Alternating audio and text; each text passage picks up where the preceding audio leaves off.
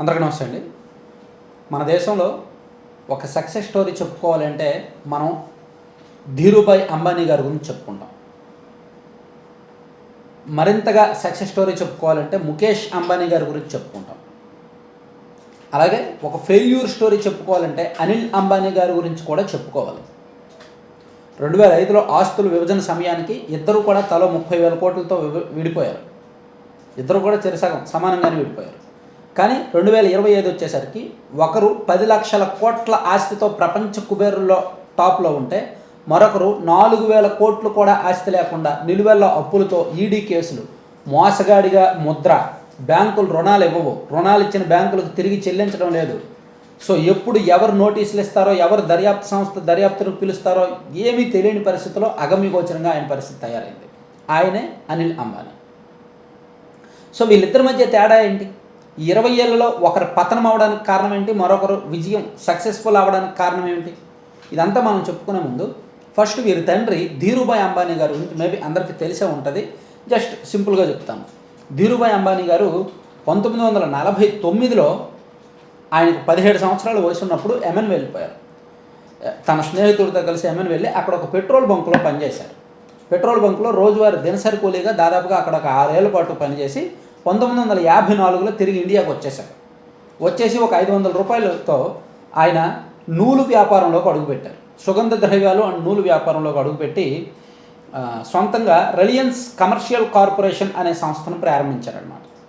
దానిలో అంచెలంచెలుగా ఎదుగుతుండటంతో దీనిలో మంచి అవకాశాలు ఉన్నాయి, టెక్స్టైల్స్ రంగంలో భారతదేశంలో మంచి అవకాశాలు ఉన్నాయి అని గుర్తించి 1966లో గుజరాత్లోని అహ్మదాబాద్లో రిలయన్స్ టెక్స్టైల్స్ అనే బట్టల మిల్లు ప్రారంభించారు.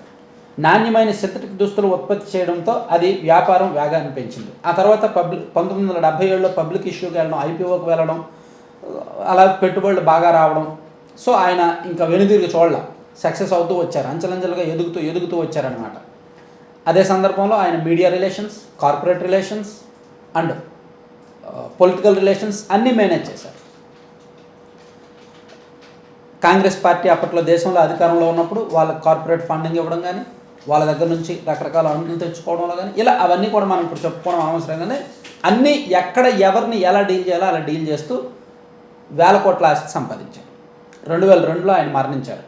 అయితే ఆయన మరణించినప్పుడు చేసిన ఒకే ఒక్క తప్పు ఏంటంటే తన కుమారులిద్దరికీ కూడా ఎవరికి ఏవే ఆస్తులు ఇవ్వాలి, ఎవరు ఏ వ్యాపారాలు చూసుకోవాలనే వీలునామాలో స్పష్టత లేదు.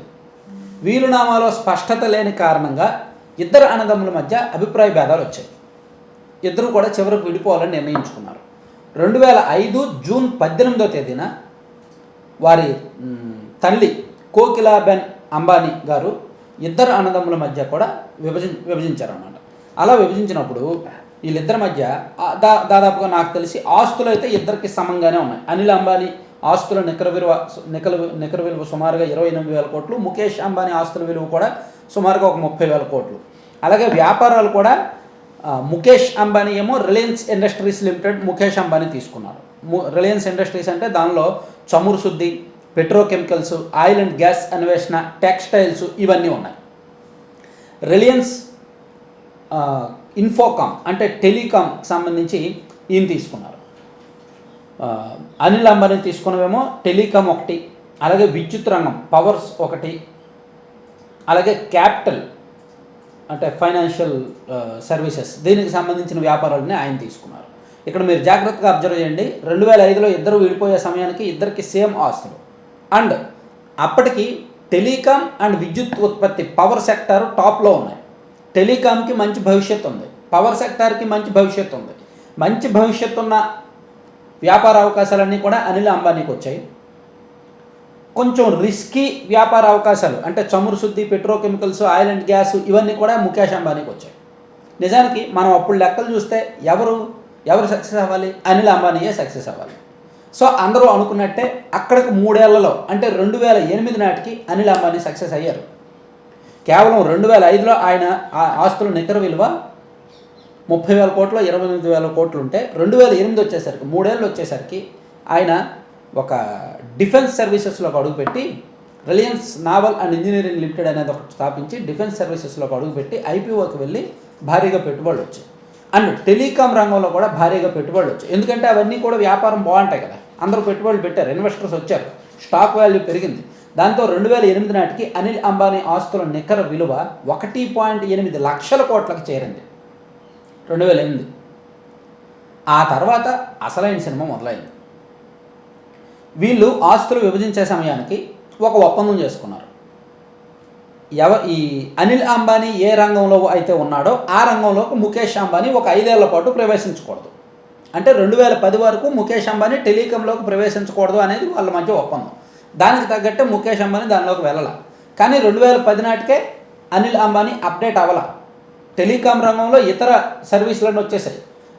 ఎయిర్టెల్ అండ్ హచ్, అంటే అప్పట్లో హచ్ కదా, హచ్, ఐడియా, బిఎస్ఎన్ఎల్ ఇవన్నీ టాప్లో ఉన్నాయి. టాటా కూడా టాప్లో ఉంది. రిలయన్స్ మాత్రం క్రమంగా డౌన్ఫాల్ అవుతూ వచ్చింది. అప్పట్లో 4G ఉండేది, 4Gలోకి అప్డేట్ అవ్వలేదు రిలయన్స్. సో అంటే వీళ్ళు టెలికాం రంగంలో ఉన్నప్పటికీ టాప్లో ఉండాల్సింది కాస్త వెనుకబడ్డారు అని ముఖేష్ అంబానీ గ్రహించి ఆయన 2013 నుంచి కూడా జియోకి సంబంధించి ఒక ఐడియా స్టార్ట్ చేసి 2016లో రిలయన్స్ జియోని స్టార్ట్ చేశారు. అంటే టెలికాం రంగంలో అడుగుపెట్టారు. అది ముఖేష్ అంబానీ లైఫ్ మొత్తాన్ని మార్చేసింది. దాదాపుగా నిజానికి 2015 నాటికి ముఖేష్ అంబానీ ఆస్తుల విలువ 1.5 లక్షల కోట్లు. కానీ జియో స్టార్ట్ చేసిన తర్వాత 2020 నాటికి 4.8 లక్షల కోట్లకు వెళ్ళాడు. ఆ తర్వాత రిటైల్ రంగంలో అండ్ జియో అండ్ ఇతర రంగంలో కూడా అతను అడుగు పెట్టడంతో 2025 అంటే ఇప్పుడు ప్రస్తుతానికి ముఖేష్ అంబానీ ఆస్తుల విలువ ఒక్కొక్కరు ఒక్కో లెక్క చెప్తున్నారు. ఫోర్బ్స్ ఒక లెక్క చెప్తారు, బ్లూంబెర్గ్ ఒక లెక్క చెప్తారు. సో ఓవరాల్గా 8 లక్షల కోట్ల నుంచి 10 లక్షల కోట్ల వరకు ఉంటుందని అంచనా. అంటే మనకి ఇక్కడ జాగ్రత్తగా అబ్జర్వ్ చేసుకోవాల్సింది, ముఖేష్ అంబానీ ఏమో వ్యూహాత్మకంగా అడుగులు వేశారు. దేనికి భవిష్యత్తు ఉంటుందో దానిలో పెట్టుబడులు పెట్టారు. ఎక్కడ కూడా తప్పటడుగులు వేయలేదు. At the same time political relations maintain చేశారు, కార్పొరేట్ రిలేషన్స్ మెయింటైన్ చేశారు, media management, media relations maintain చేశారు. అండ్ తను ఏ రంగంలో అడుగు పెట్టాలో దానిలో అడుగు పెట్టారు. ఈవెన్ మీడియా రంగంలో కూడా కొంతమందికి పెట్టుబడులు, కొంతమందికి సహకరిస్తూ వచ్చారు. 2006లో అనుకుంటా రామోజీరావు గారు ఈటీవీ, అప్పుడు మార్గదర్శి కేసు ఉంది కదా, అప్పుడు రామోజీరావు గారు ఈటీవీలో షేర్స్ అమ్మాల్సి వచ్చింది. అప్పుడు ముఖేష్ అంబానీ గారే కొన్నారు 49% షేర్లు. అలా మీడియా రంగంలో కూడా అడుగుపెట్టారనమాట. సో దాంతో ముఖేష్ అంబానీ గారు వ్యూహాత్మకంగా, పట్టుదలతో, చాలా తెలివిగా తను కూడబెట్టుకుంటూ వచ్చారు. తన ఆస్తులు పోగేసుకుంటూ వచ్చారు. రిలయన్స్ జియోతో మొత్తం మారిపోయింది.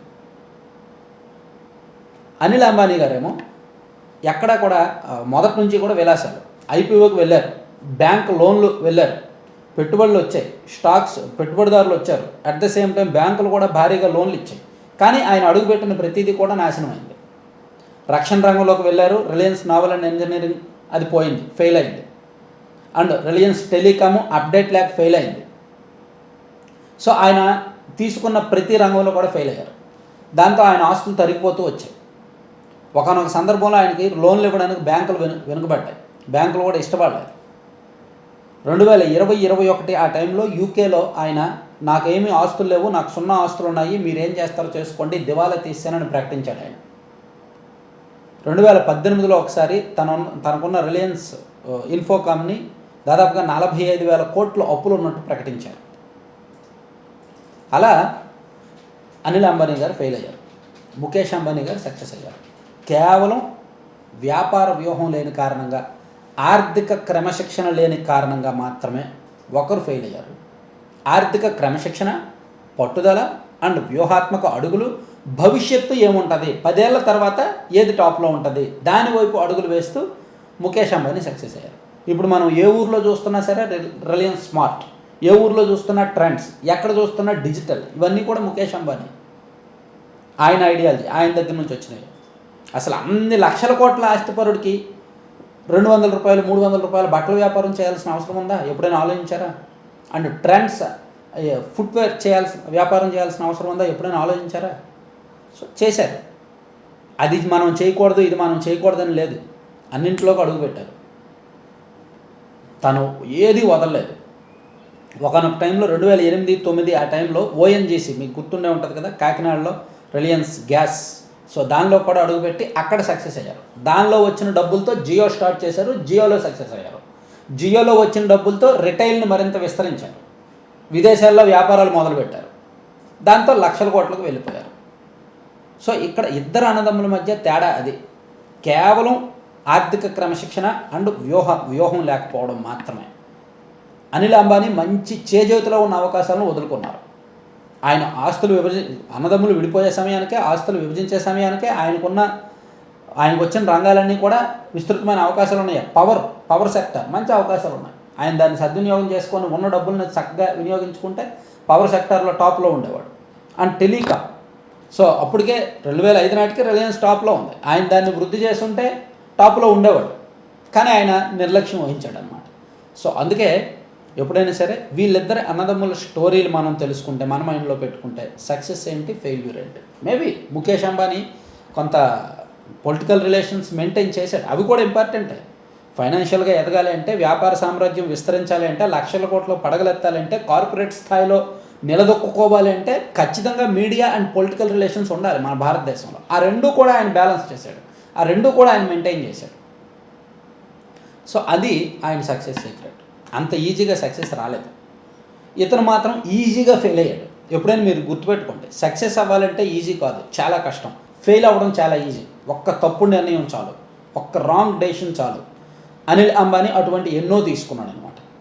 అందుకే ఇప్పుడు ఆయన ఈ స్థాయిలో ఉన్నాడు. ఈడీ కేసులు, రేపు మాపో సిబిఐ రంగంలోకి వచ్చిన ఆశ్చర్యపోకర్లా, బ్యాంకులకు రుణాలు ఎగ్గొట్టాడు అని.